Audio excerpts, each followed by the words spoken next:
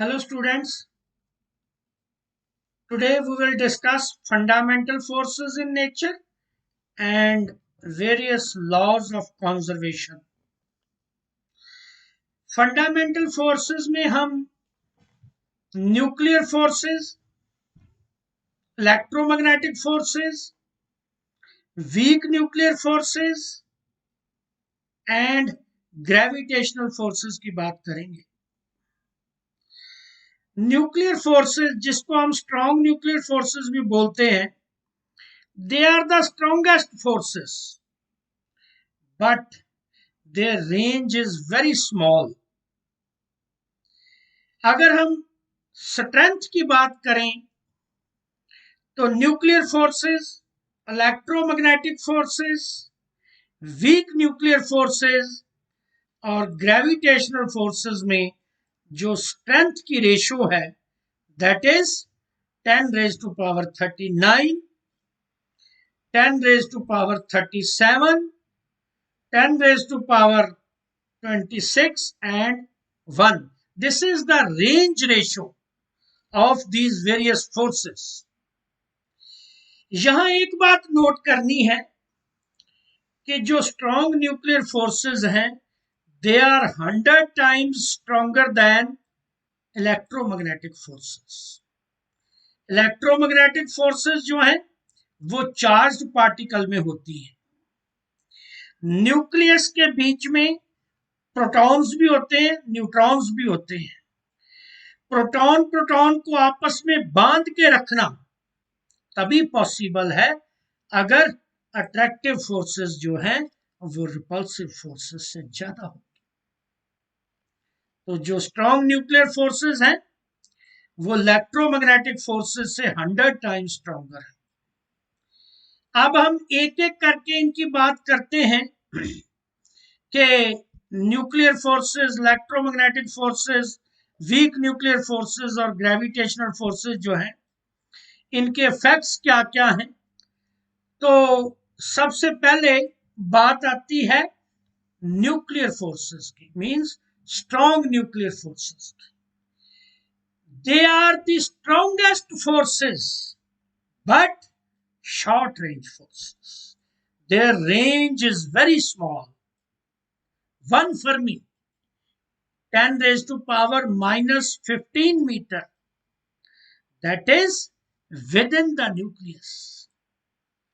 Out of nucleus, these forces become null and void. ये forces जो है इनका इफेक्ट खत्म हो जाता है न्यूक्लियस के बाहर जाके. ये न्यूट्रॉन में, न्यूट्रॉन प्रोटॉन में एंड प्रोटॉन में सेम स्ट्रेंथ में होती है. चार्ज इंडिपेंडेंट है, नॉन सेंट्रल है, सैचुरेटेड फोर्सेस है. मींस कि इलेक्ट्रोमैग्नेटिक फोर्सेस की तरह ये नहीं है कि एक चार्ज पार्टिकल जो है 2, 4, 10, 50 चार्जेस के साथ फोर्स शेयर करेगा. ये 1 to 1 फोर्स शेयर करती है. और ये जो फोर्सेस हैं nuclear forces, these are due to exchange of certain particles and those particles are called mesons. Mesons are pi plus, pi minus and pi naught. Pi plus and pi minus ये exist करते हैं, ये exchange होते हैं जब proton neutron proton में forces का exchange होता है.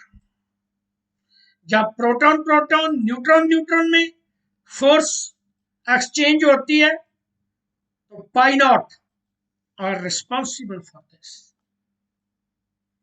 जैसे मैंने आगे बताया कि ये जो फोर्सेस हैं नॉन सेंट्रल तो है ही, नॉन कंजर्वेटिव भी है. Non conservative means the work done by these forces depends upon the path followed. Path पे डिपेंड करेंगी ये फोर्सेस जो है। तो ये इस पे भी डिपेंड करती हैं कि पार्टिकल जो है, न्यूक्लियर पार्टिकल जो है, उनकी स्पिन पैरेलल है कि एंटी पैरेलल है। पैरेलल स्पिन में ये फोर्सेस मैक्सिमम होगी, एंटी पैरेलल में ये फोर्सेस जो है वो कम हो जाएंगी।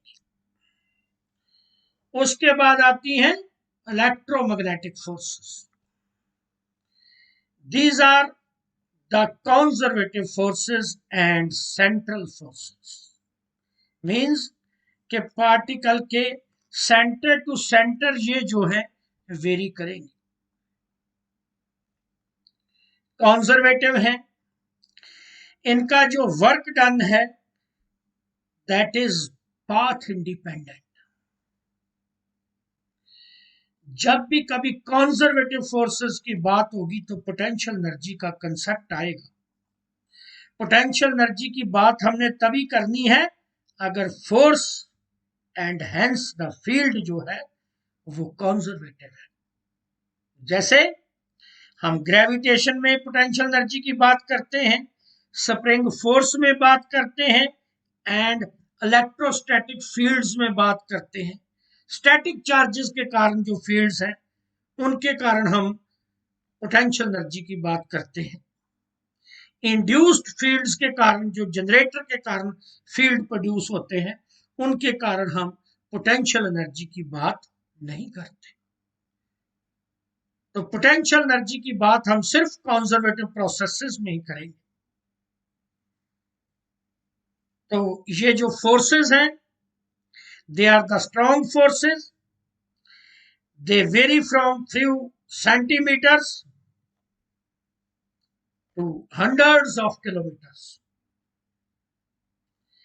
They are 100 times weaker than strong nuclear forces. Then comes the weak nuclear forces. Weak nuclear forces actually exist करती हैं जब बीटा डिके वगैरह होता है, तो तब डिके उसमें ये जो वीक न्यूक्लियर फोर्सेस हैं ये एग्जिस्ट करती हैं। वीकर फोर्सेस हैं,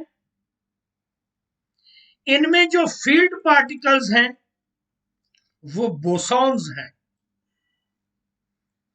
इनकी जो रेंज है that is 10 raised to power -16 metre. ये जो फोर्सेस हैं ये भी स्ट्रॉन्ग न्यूक्लियर फोर्सेस की तरह नॉन सेंट्रल हैं एंड नॉन कंजर्वेटिव भी है। इनका जो वर्क डन है वो पाथ पे डिपेंड करेगा। इनमें और स्ट्रॉन्ग न्यूक्लियर फोर्सेस में स्ट्रेंथ का ही फर्क है कि इनकी स्ट्रेंथ जो है, जो रेंज है, वो बहुत कम है। लास्ट में आ जाता है gravitational forces. Gravitational forces are weakest but long range forces.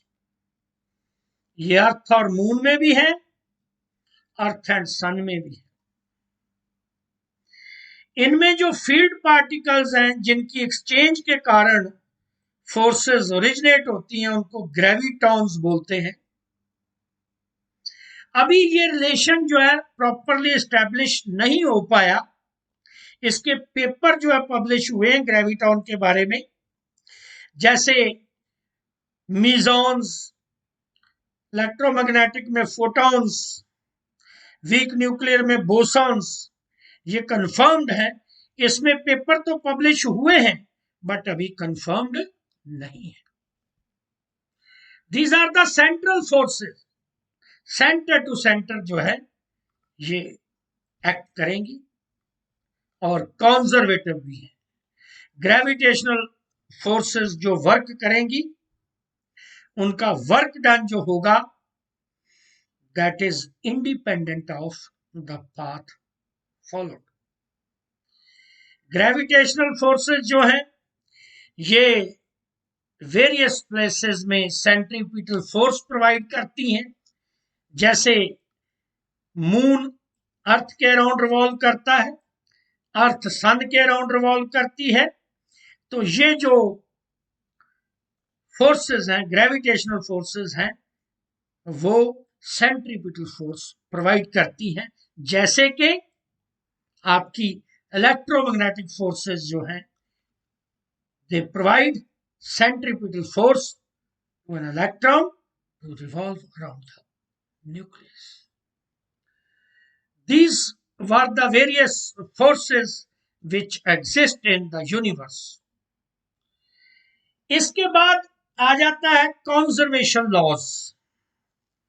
Conservation laws ध्यान से समझिएगा, इसमें 4 लॉज मैं डिस्कस करूंगा। Law of conservation of energy, law of conservation of linear momentum, law of conservation of angular momentum, and law of conservation of charge. तो physics में जो सबसे इंपॉर्टेंट लॉ हम यूजुअली बात करते हैं, जो जूनियर क्लासेस से पढ़ते आ रहे हैं, that is the law of conservation of energy. वो कहता है कि एनर्जी जो है दैट इज कंजर्व, एक फॉर्म से दूसरी फॉर्म में कन्वर्ट हो सकती है। इसी प्रिंसिपल को तो लेके आइंस्टाइन ने इक्वेशन दी थी, E is equal to mc square. This equation lays down the basis for the formation of atom bomb. Nuclear fission का बेसिस ले डाउन करती है ये इक्वेशन जो है। उसमें क्या बोलता है वो, कि जो फ्री स्टेट में न्यूक्लियॉन्स हैं और बॉन्डेड स्टेट में जो न्यूक्लियॉन्स हैं, उनमें जो मास का डिफरेंस है वो चेंज हो जाता है एनर्जी में। वो कहता है कि एक एएमयू अगर मास को हम डिस्ट्रॉय करते हैं तो 931.5 MeV energy is produced. Mega electron volt energy is produced. Then comes the law of conservation of linear momentum. इसमें ये बात याद रखनी है कि जितनी देर कोई एक्सटर्नल फोर्स नहीं लगती, उतनी देर बॉडी का लीनियर मोमेंटम चेंज नहीं होगा। मोमेंटम जो लीनियर मोमेंटम है तभी चेंज होगा अगर बॉडी के ऊपर कोई एक्सटर्नल फोर्स लग रही है। कंजर्वेशन ऑफ एंगुलर मोमेंटम, इसमें बच्चों ये ध्यान रखना है, क्योंकि आगे आने वाले चैप्टर्स में रोटेशनल मोशंस में ये हम पढ़ेंगे कि एक्सटर्नल टॉर्क लगेगी तो एंगुलर मोमेंटम चेंज होगा, otherwise no change in angular momentum. The fourth जो है, charge of the body is also conserve. जैसे हम एग्जांपल देते हैं कि ग्लास रॉड को सिल्क क्लॉथ के साथ रब करो तो ग्लास रॉड के ऊपर पॉजिटिव चार्ज आ जाता है। ग्लास रॉड जो इलेक्ट्रॉन लूज करती है तभी उसके ऊपर पॉजिटिव चार्ज आता है, और सिल्क क्लॉथ जो है वो इलेक्ट्रॉन गेन करता है, इक्वल एंड ऑपोजिट चार्ज जो है उसके ऊपर आ जाता है। ये annihilation and pair production. Annihilation क्या है, इलेक्ट्रॉन और पॉजिट्रॉन जो इकट्ठा होके दो फोटोन बनाता है गामा रे की, and pair production, gamma ray से ब्रेक होके जो इलेक्ट्रॉन एंड पॉजिट्रॉन बनता है, ये भी जो है are the examples of law of conservation of charge. Thank you.